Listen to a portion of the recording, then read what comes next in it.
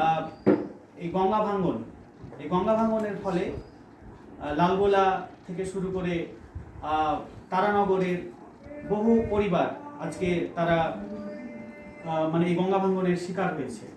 কিন্তু আমরা দেখছি যে গঙ্গা ভাঙনের একের পর এক তাদের স্বপ্নের জমি জায়গা ঘর বাড়ি বিভিন্ন প্রতিষ্ঠান সেগুলো ধ্বংস হলেও সেই সমস্ত অসহায় পরিবারগুলোর পাশে মানে তাদের সহায়তা দান বা তাদেরকে নিয়ে কোনো পরিকল্পনা করা সেটা কিন্তু আমরা সঠিক মানে দেখছি না সরকারের। তো মূলত যেটা বিষয় হলো যে ওই সমস্ত ক্ষতিগ্রস্ত পরিবারের যারা মানে শিক্ষার্থী তাদের জন্য কোনো শিক্ষাবৃত্তি বা স্কলারশিপ সেটা যেন চালু হয় বা তার জন্য যেন ব্যবস্থা নেওয়া হয়, সেটা আমাদের অন্যতম একটা দাবি।